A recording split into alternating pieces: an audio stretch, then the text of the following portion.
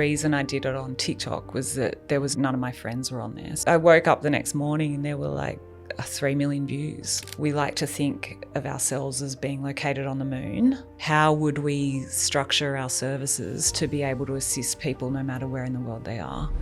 There's a particular kind of honesty that's hard to find in any industry. The kind that looks at something widely admired and says plainly, this is not good enough. My guest today is Georgina Wilson, registered architect, founder of Georgina Wilson Associates, and for the past 3 years, somewhat to her own surprise, a public voice followed by hundreds of thousands of people around the world who never thought they needed an architect until they found her. Before all of that, she was a ballet dancer, then a flutist. She stepped into architecture school and found her place. She spent a decade learning from one of Australia's finest residential architects, moved to France, had children, came back to Sydney during the global financial crisis, and as she puts it, couldn't get a job. So she started a practice instead. GWA has been designing and renovating some of Sydney's most considered homes for 15 years. But it's what happened about 3 years ago that took Georgina somewhere she didn't expect. She started posting videos, not to build a brand, not to become an influencer, but because she had a genuine question. Do everyday people actually want an honest conversation about what makes a home work? 3 million views overnight suggested they did. In this conversation, we talk about the accidental journey that became a mission, why she calls her audience normies and means it as a compliment, and what she believes most people fundamentally misunderstand about designing a home they'll actually love living in. Before we begin, a word about the partner behind this season. Season 3 of Build Beautiful is supported by Tapetti, makers of fine handcrafted rugs and carpets, and our founding partner for the season. I have worked with Tapetti for years across my projects, so this is a relationship I already know and trust. Karina and her team have been true supporters of our industry and our practice, and I'm proud to have them alongside the show. You'll hear a little more from them across the season, always in my own words. But for now, I'm simply glad that they're here with us. I'm Linda Habak, and this is Build Beautiful, where design meets depth. Georgina Wilson, welcome to Build Beautiful. Hi. Hi, how are you? Lovely to meet you. Lovely to meet you. It's the first time we're meeting in person. Absolutely. It's lovely. Yeah, it's so nice. We had a great conversation last week in preparation for today. So welcome. Thank you for being here. Really excited to have you. Thank you for having me. You're such a pleasure. Let's go back to the beginning. Let's just set the scene. What brought you into architecture? I mentioned that you did ballet, you were a flutist, you have these creative pursuits that, you know, all about discipline, and then you landed in architecture. Just paint a picture from how that all happened. I know it's a bit random. I really didn't even know what an architect was when I was growing up, or a designer. Never thought about it before. But I guess I was kind of like, I was a bit of an academic nerd in a way. Like I loved maths, loved art, and had these strange creative pursuits like playing the flute and doing ballet and things like that. And then it wasn't until I was doing my HSC that I had a friend, and his father was an architect. And his father said to me, you're an architect, you should do architecture. So I actually, for lack of knowing what else to do, I put that down, and that's sort of where I ended up. And did you enjoy architecture school when you studied it at I loved it, but I did have a bit of a diversion because I did go to the conservatorium and study music for a while. Oh, wow. So like had a bit of a roundabout path, I guess. And do you see a thread or a link between the two disciplines? I mean, it's funny that you ask that, because I think I always thought I left that part of myself behind a long time ago. And at the time I realised, like when I gave up music, I realised that I wasn't good enough at it to be like the best in the world sort of thing. And with music, it's especially classical music, which I play. So I was doing Bachelor of Music performance. Yeah. So I think with something like that, you really have to not be able to help yourself. Like you have to be First in class. First in class, absolutely. Yeah. Wow. And I mean, I think it's really important to be honest with yourself about your own capabilities, and I just had to come to the realisation that that wasn't me. And also it was creative in a way that didn't quite exercise all my faculties. Like I kind of felt strangely bored by it, which is a weird thing to say. Well, it's an interesting mix, right? Because you're bored, you're not fully fulfilled. I wasn't fully engaged. Yeah, and then somehow. you're also kind of saying, I couldn't find my greatness in it No, almost. And exactly. So, there were like so many geniuses there. Like everyone was a genius who was in that course. Yeah. And I just felt like that wasn't me somehow. So anyway, accepted that and moved into architecture. And pretty quickly I could see that nothing would stop me there. Like it was sort of perfect in a way. Amazing. You then went on to work for Alexander Symes for 10 years. Yes, that's right. Tell me about that experience of working for such a reputable architect, and what did you learn? What were the key learnings that you took away from that? Yeah, like it's interesting, the process, like when you first finish architecture school and you go out into the world to work, it's a very different thing to architecture school. And I think it actually takes a very long time to, it's almost like learn all the vocabulary and the skills that you actually need to be able to put that into practice in a more creative way. Like it probably takes about 10 years, like a long time. A long time. And when I left university, I was very clear that I wanted to work for Alexander. Really? Like he was the person I wanted to work for. He's a really, really rigorous, excellent designer.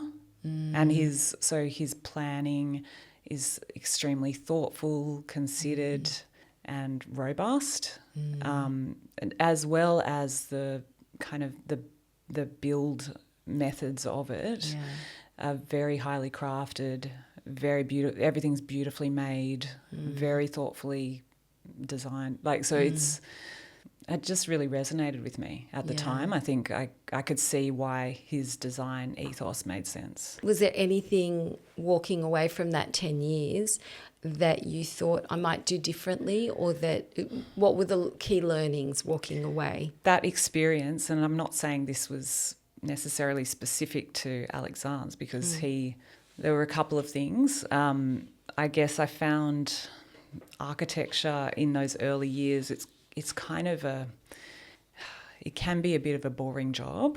Like it's so like pedantic and fastidious, and you're responsible for file completion and like drafting and some things that maybe weren't my top skills, Working with Alexander's was wonderful in that I learned the real core skills of design and the whole industry and working on site and all of this stuff. But I guess some ideas were starting to brew a little bit about, when I worked there, we worked almost exclusively with like the absolute upper echelon. The 1%ers. The one, not even, like the, I don't know, 0.2%. 0.2% or whatever. Yeah. So that was interesting. I mean, it was great from a point of view of being able to work with top craftspeople and bring that to projects. So that is wonderful. But I was sort of starting to think it's a little bit interesting, this one-to-one bespoke service offering, and how does that actually improve the outcomes of design in a broader sense for the community or for the world. You had those ideas even back then in terms of, I guess I want to use the word scale. Just questioning. But how do you benefit a greater, broader percentage of people? Because if you look around you, like I've been spending a lot of time at Penrith and in the western suburbs lately because my kids do a lot of rowing, and I drive around and I just see hundreds and hundreds of homes being built, and all of them are terrible. terrible. Like it's just been a little bit of something I've been wondering about for a long time. Yeah. And then with us as architects, thinking we actually have the capability to change these outcomes, but how do we actually do it? Like, how do we do it on that scale? On that scale. Yeah.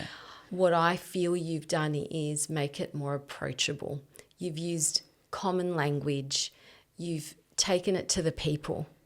And so that has flipped the switch, and I think you've done that in a really authentic way and a fun way, but an authentic way. And maybe that's ruffled some feathers. I don't know. I mean, I think once you put yourself out there, you kind of, it's a bit daunting. Like it's not easy. You kind of then almost make yourself a bit of a target. But I think you've done it. People buy from people. People connect with people, and you do have to have the courage to put yourself out there, and you have done that. But you've done that for a purpose. So you tell me, that's my perspective on it, but I guess it wasn't. I mean, it's very kind of you. It kind of makes it sound maybe a lot more purposeful and deliberate than it was. Like I was a little bit fed up with the one-to-one model of architecture and just these notions of like, why is it that we can only contribute to the benefit of like 0.1% of all homes that are getting built? Can't we do more? Yeah. And so I guess I was just curious, are people, like normal people, and I do refer to them as normies, and it's, like you say, it's not an insult at all. No, it's just I love to remind myself not to talk to myself, like not to talk to other designers, but to think, how are normal people thinking about these things? So I guess I was just curious, are people actually interested in having a proper conversation about what makes good design and why it's important? Because I was seeing a lot of things in social media and the media at the time, and I still do, where I just felt that it was really designed for the benefit of other design professionals and not so much with a view to clarity for normal people. And in fact, I think it was the opposite. It's the opposite of clear. It's actually seriously misleading. Well, you used the word negligent when we were on the phone. So tell me it's a bit strong, but I actually it's strong think terms, but that's what you think, right? So I do think that. Can we talk about that? Because I sort of, I agree with you. I think it's beautiful. Beautiful photo. Yeah. But architecture is not a photo. Yeah. Architecture and interior design as well, I would include this in this category. It's an experience, and it's certainly in terms of architecture and what I do, it's designing people's homes to function and to support their life, like which is a serious thing, not to mention having efficiency of build, which is not wasteful of materials and resources and money. So I guess, I just feel deeply that homes need to be designed to be superbly functional. And that will be beautiful, don't get me wrong. I'm not rejecting of beauty. Yes, no. But I guess I see just so many examples every day of homes that are it's negligent, and even when they look beautiful, so often you look at the plan or you look at things a little more deeply, and it's really not well done at all. And do you think that was part of the catalyst for you coming out and then starting to share? Partly, but to be honest, I had no idea how bad it was. Like I was just sort of thinking, look, I mean, you see a lot of shiny, beautiful photos, and that doesn't actually present good design. Like to the public, they can't actually tell if that's good design or not. Or not, absolutely. Because it's a beautiful photo, which is a different thing. Let's give some context. You posted a video on TikTok. You woke up the next morning, like quite literally woke up. Like so, and I'll just be clear, the reason I did it on TikTok was that there was none of my friends were on there. So it was kind of, it's not brave like you said. Well, I was like, you were trying to hide on another platform. Like no one knows me there. I've thought about that many times. No one my age is on TikTok, come on. So I woke up the next morning and there were like 3 million views on the video. Crazy. And I was it's freaked out. Yeah. I thought this is... So can you take, because I tried to find that for part 1. I couldn't find the part 1 on the TikTok. I could only see the part 2, part 3. Oh, really? And part 2 part got 1. 3.2 million views, by the way. Yeah. So what was part 1? I need to know. I think it was a kitchen video, but it was like part 1. I think I did part 2 and part 3. Part 3, yeah. I think that's all I've done, but of that series. That's it. You've done lots of series, yeah. but take me back. I still call it courageous, even if you were hiding. And I didn't know what I was doing. I don't know what TikTok's about. In those days, I was like, whatever. Yeah. So you get on, you talk about kitchens, I think it was, or something was that the one? It was something about what not to do. What not to do. 5 things I wouldn't do as an architect. Yeah, I think it was kitchen series. But the part 1. Yeah, right. And it blew up. What was the most surprising thing from putting that question out there, putting that information out there? I mean, a lot of things. I had no idea what social media was or anything. I was asking my kids, like, what's going on? My mum was saying, stop that talk tick immediately. What are you doing? Talk tick, I love it. And Mum's saying, they're not listening to what you're saying. I'm like, what do you mean, Mum? What do you mean? I'm wearing, like, clothes, obviously. It's not like a thirst trap. Oh, God, I love it. So typical mum I don't thing know. to say. So pretty quickly, though, I was like, well, this is interesting. Like once I calmed down, because I was a bit frightened at first. Yeah. Then I thought, actually, this is interesting. So like thousands of comments and people were making stitches of the thing and talking about it online. And what were they saying? What were the comments? What was the feedback? And was it predominantly from normies, as you call it? Yes, yes. So it was. So it you was really touched a nerve. So yeah, clearly. It was normies. I don't know, a mix of positive and very negative opinions. So people were really, I guess what was absolutely smacking me in the face about it was that people were highly, highly engaged with this sort of thousands of comments, which I couldn't bear to read at the time. So some of my team sort of dipped into them for me, but like it was a mix of like terrible, like awful things and like whatever. You know, but that comes with the territory, argument, like people love to argue online about their opinion on things. And something, because it was a video about kitchens, everyone has an experience with a kitchen. And so they could really resonate. And I think initially the thing I'd said was don't put your sink in your island or something, which to me is really obvious. But it just was a really divisive point. It wasn't intended as that. Everyone wanted to fight about it. So that's what I saw. Right. This high engagement, and it's a conversation. Yeah. So it actually confirmed what I wanted to do, which is have a conversation with normal people and engage in that online. I know you said it was born out of curiosity, and it is born out of curiosity, but it does take a lot of guts to put yourself out there every week and produce that content and open yourself up to potential criticism. Like that's not an easy thing to do. What advice would you give to a designer or an architect who is looking at their socials right now going, they're terrible, or I'm just not being consistent? And what advice would you give them in order to help them see that maybe just getting over themselves and just connecting with their audience, who is their potential customer, client, rather than what does the industry, what does my mum think, what does my sister think, my cousin think? I don't know. I wonder about this. I mean, look, for anyone who's thinking about, doing more social and things, yes, I definitely think you just have to get over yourself. And my team and I say to each other every day is like, it's got to be shit before it's good. It's my favourite line. I love that.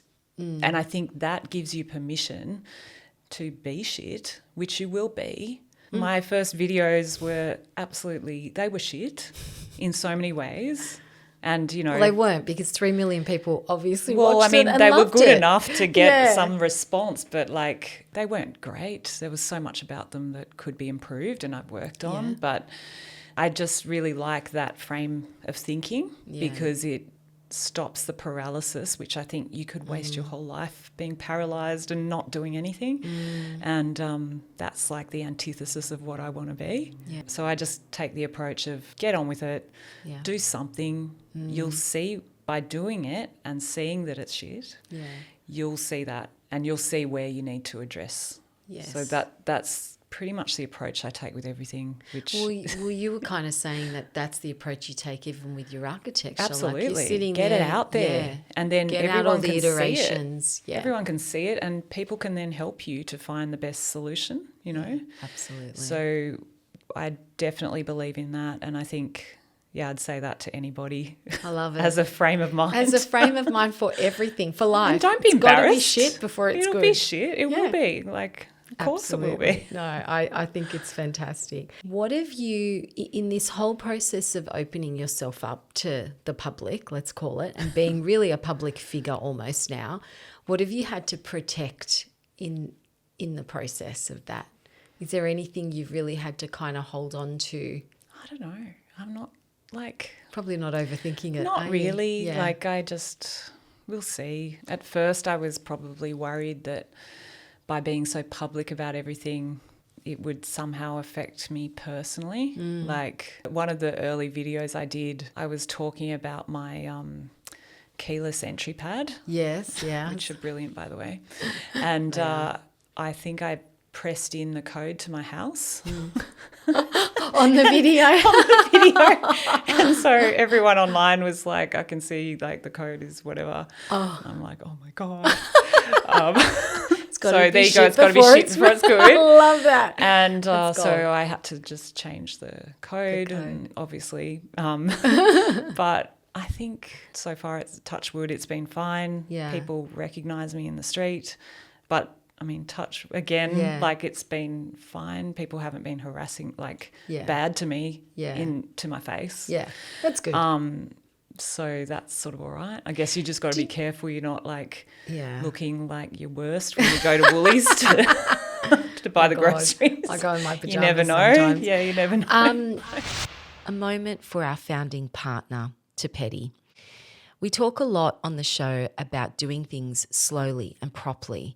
And a Petty rug is exactly that, hand knotted and hand loomed by artisans using techniques passed down through generations, made to order, built to sit in a home for decades rather than seasons. Nothing about it is mass produced. In a world of fast moving everything, there's something quietly radical about a piece made the way these are. I trust them completely on my own projects, which is the reason a brand ends up here. If you're working on a space, start with the floor. Now back to the episode. Did you or have you ever worried about what the industry might think? Actually, that's a very good question. I guess I didn't think of it initially. Yeah. But there have been a few instances over the past couple of years where I've sort of run up against things a bit and maybe people feel, I don't know, a bit disrespected or something, or like there's a bit of an issue as well with like being an architect where the regulations are so jurisdictional. Yeah. So I've had a few issues around that because when you become architect of the internet or the internet's architect, then what jurisdiction do you serve? Yeah. And so I try to be very clear that I'm registered in Australia only. And I've tried to, just be 100% transparent about that, obviously. But it is a bit confusing sometimes when I don't feel like architecture rules that govern architects' behaviour necessarily, they weren't created for a time like today where like I'm exposed to people all around the world who want assistance. So what would be your advice, like top 5 things for a normal person who's looking to engage a designer or architect? What are the things they should be looking for? I think it's really, really hard because the most important thing initially is to get the I would say to get the layout right. And that's probably the thing I see done the worst in the world. Like, really, like a lot of people can probably make a building look all right from the outside, and that's sort of one thing, you know, getting it to function well is all about the layout and the plan. That's the thing I see done spectacularly badly, which is wasteful, not only from a resources point of view, but like if you're building a house, obviously every extra square metre you build without any need to build it is just hideously wasteful. Absolutely. So, yeah, I'd say get that right. And if you wander into a process and you're not happy with it, you don't settle for anything less than what I say to my clients is like, what I want to hear from you is that you are unreservedly happy about this design and you can't wait to live in it. Like, that's what I want to hear. That's the goal. That I want to hear that, or else we don't proceed, because there is a right answer. I mean, that's the thing with planning. There is a right answer. You know, it's not as airy-fairy as the look of things. Absolutely, I think of it like maths. It's like there is a best answer. I guess for a normal person, how do they work out, other than intuition, how do they know what perfect answer is? What I've observed is people just know. Yeah, right. It's interesting. So they do, okay. Because I wouldn't have expected that, but people just know. And they might not understand the depth of the problem or how bad it is, or how to fix it. Yeah. But they will say something like, oh, flow feels off, or like some problem, like the kitchen's not supportive enough. And then you look at it and you say, well, yeah, there's a fundamental issue here. Yeah. It needs to be reconfigured. But it does. Normal people know. It's interesting. But they only know once it's been put in front of them. So that's what's difficult. I mean, I resonate a lot with what you say about get the planning right. I say this all the time to clients I work with, and we do property development as well. It all has to start with that floor plan. 100%. It has to start with the spatial plan, because you can make anything look beautiful. You can add materiality. Exactly. You can. It's I'm not like saying that's easy, but it's totally. It's like a stylistic overlay. Yes. You can make. Like, say, if you had the perfect plan, well, you could make that Spanish Mission. You could make that modern, mid-century modern. You could make that however you want. That's right. But having the spaces of a good proportion and in the right place gives you this experience of rightness. Like, things are as they should be. Yes. Things just feel good, like, this and they is good. feel right, and they feel right, exactly. And that's the thing. Like, architecture is an experience. It's not a two-dimensional photo. No. I guess that's what I've been trying to illustrate, and that's why video is such a great medium, because it actually pulls back the curtain a little bit and lets people understand things in a more complex way. So would you say, with the YouTube channel that you're focusing on, is that sort of an education medium for you? I guess so. Yeah. Because it's quite nice, because with YouTube you don't have to kind of say everything in 90 seconds. You can kind of go a bit more deep on things. And to my surprise as well with YouTube, like, people are quite interested in the thought process behind things. And so, like, we've started to experiment with videos of, like, me just doing my job. I don't know that it's quite hitting the mark yet, but I mean, I've had people, I don't know, saying that they enjoy watching it. So this is like an hour of like you just me doing stuff. I have talking heard to myself or talking to someone else in the team. But there is this movement on YouTube. I heard someone talking about it it came up on my reel, where people are just like streaming for 7 hours sort of, and just them watching TV. My day. And somebody else joins them streaming, watching. Well, actually what I was thinking of with this was like, you know, sometimes my kids will watch gamers. Yes. Gaming. And I was thinking I kind of want to do something like that. Yeah. Where I can play my game and like do my solutions. Yeah. And some people want to watch it. I don't know. I haven't even figured out the technology yet, because like someone made a comment the other day. They were saying that we did one of these videos and they were like, oh my God, you turned me into a raging sports fan with this. I'm saying, move the door, don't move the door, don't do this, don't do that. Like, so they're engaging with it in this different way. Yeah, so, wow. But again, the technology, right? I can now just hook up my iPad and it will direct stream the solution into YouTube. Yeah. And I've done some experiments where we've done it live and people can talk to you while you're doing it. And how did that go? Was that interesting? Yeah. We've got to experiment more with it, but it's a continuation of that conversation. Well, it's definitely the platform to do that. I think so. Yeah, absolutely. I mean, it seems like it's got immense potential. And the people spend a lot of time with you there. So like the ones... They're connected and engaged. Yeah, I think much more engaged than social. So can I talk to you about monetization? Like, because I know, like, it costs a lot of money to have a set, it really does, to film, to do the production. To do production. It's expensive. And I know you and I are both, self-funding these things and happily doing it because there's a purpose. But what are your views in terms of how do you scale the model and then how do you monetize it? Do you have any thoughts or ideas about? Yeah, I think that's a great question. I mean, and this is why, like I would say to the other designers, like... We're thinking about it, You kind of got to be careful and be thinking of your monetization model. Never really felt particularly drawn to... I guess the more influencer model. So I guess... Have you been approached by companies to... a lot. Not necessarily though for things that made a lot of sense to me. So I guess I've just not really wanted to pursue it that much. So that's one thing a lot of people, I guess, would do in my position. They might monetize through influencer brand deals, stuff like that. I kind of feel like I want to maintain my independent opinions and some of them are a bit controversial, so might not work so well for a brand.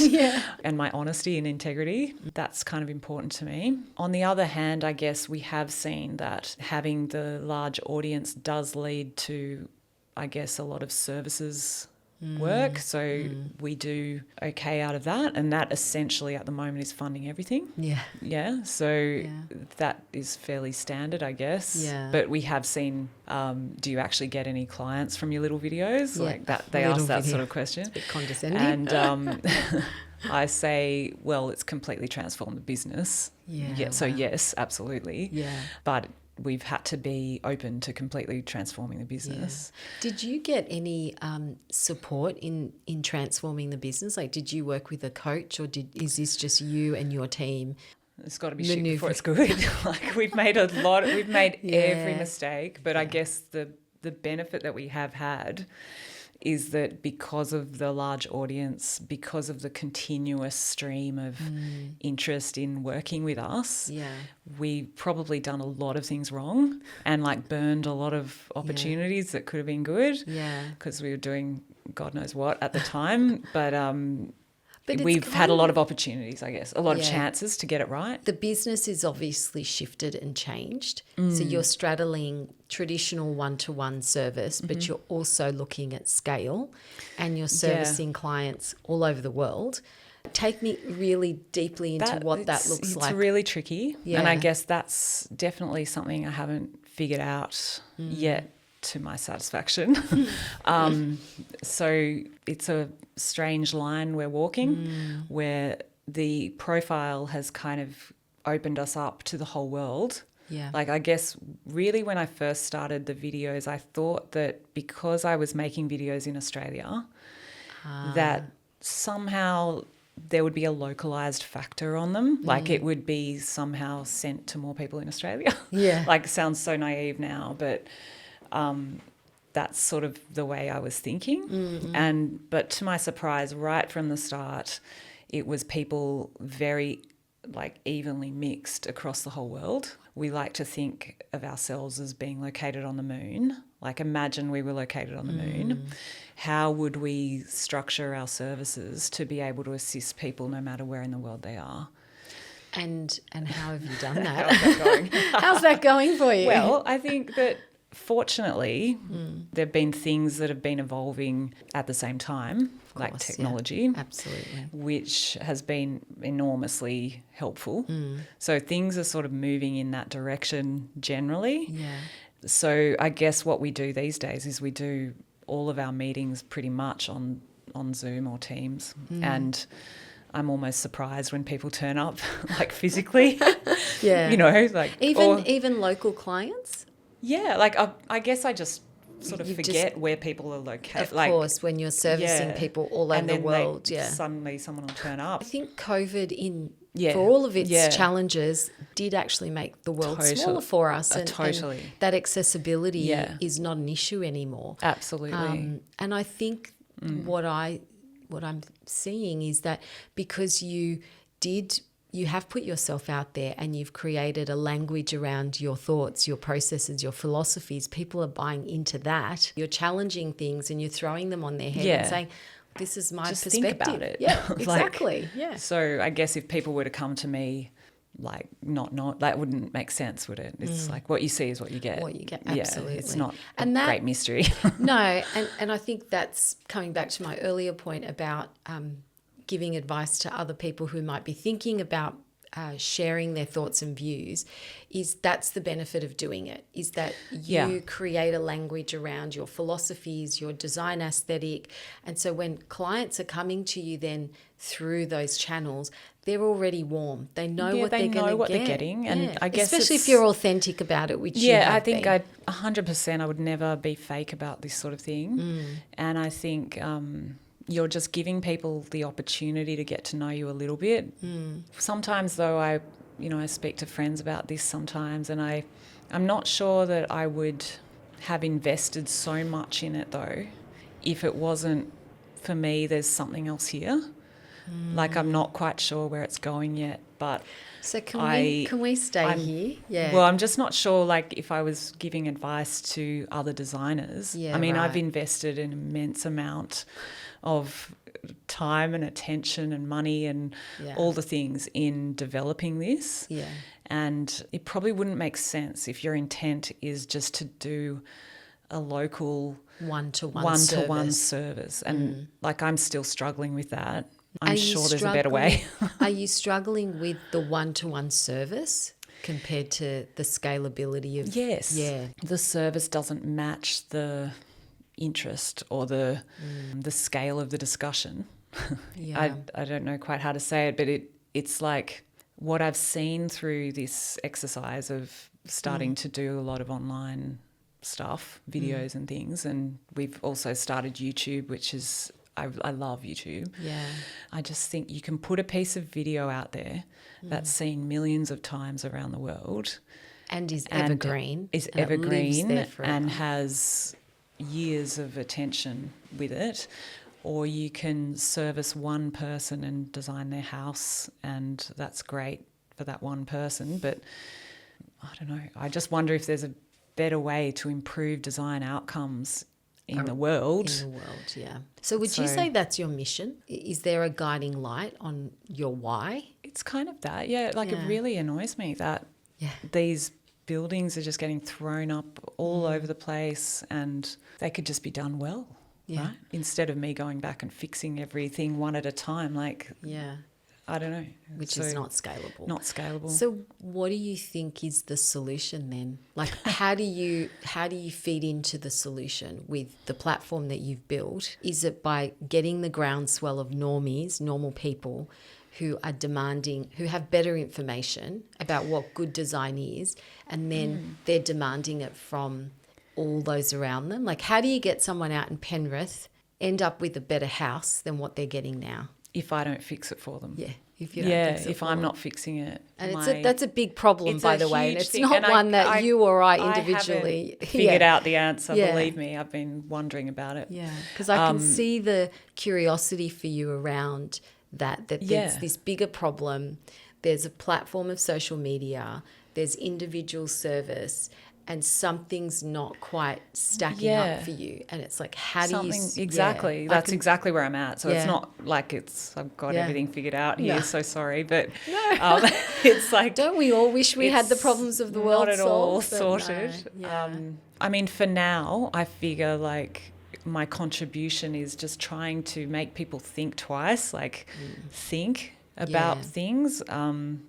Don't just accept the status quo. Another interesting thing I've found is that when people are working with maybe other designers or builders, like there's a whole massive industry of people out there saying that they do design for people, and it's like, and I've seen a lot of it and it's awful. So I think if you find yourself in a place with a builder or a building designer or God knows who, and you're not happy with the way the design is going, you really have to trust that.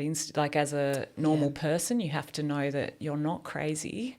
Something is fundamentally wrong. So how many projects would you do just on average? How many in a month? Can you take in a month? I as mean, a team? We've been refining that too, because some months we kind of screwed ourselves because we sold far too much. Right. So what we're trying to do is accept less. And can you space it out? Work more with more deeply with one. So, I mean, it's a bit the antithesis of what we were talking about before. Yes, yeah. I guess I thought initially that I could help a lot of people with services, but I'm moving a bit away from that. And what I'm trying to do is just get the services really flowing very smoothly and working really well. And then I'll turn my attention to what I might be able to do for the people who want just a bit of this and that in the right direction. Yeah. Because I don't think it's a one-on-one service. It's something else. But I don't know quite how to deal with that yet. Yeah. Maybe it's like an educational like community or something. A community. I Maybe. mean, there's so many different forms of that out at the moment, and it's challenging to know what is successful without really trying. It really is. Like we have released like a small course before. It was pretty successful. So I think we had thousands of people through the course. Right. So it was interesting to try. But that's a science. That's a whole marketing But that's strategy a whole other thing. Unto itself. Yeah, it's a whole other thing. And I just thought for now I'll get the services really smooth and working really well. And the other thing that's emerging at the same time is YouTube. So, we've monetized on YouTube, but it's not a lot. But that does have the potential to scale. With YouTube, I can't remember, but I think you have to hit a certain number of subscribers, don't you, or hours watched? It's a mixture of subscriber numbers and hour view hours or something, or views on short. There's a few criteria. Yeah, that's right, to get to that. We monetized technically on it a while ago, but we're just learning how to do that type of content. Yeah. And it's a bit more, it can be higher production level. Which can get expensive and tricky. So we're experimenting with these more live stream type of contents as well. Because I guess it's probably less production. Because it's easy to do. Yeah, exactly. Yeah, easy to do, and like I think weirdly people are interested. Sometimes you spend a lot of money and you do something really fancy and then no one cares. And no one cares. No one cares. Yeah, Crickets. Yeah. I find sometimes that happens. The more fancy you go, the more people don't care. Yeah. It becomes something for the industry then. That's right. Maybe. And maybe, I don't know, but I think what's interesting is clearly what you've identified is there's a need. Definitely. There's a need, and you're fulfilling that need in your way, in your language, in your version of events. Because everything's evolving so fast as well. YouTube might be a perfectly good way to run education. Yeah, that's right. Because that monetizes anyway. Yeah.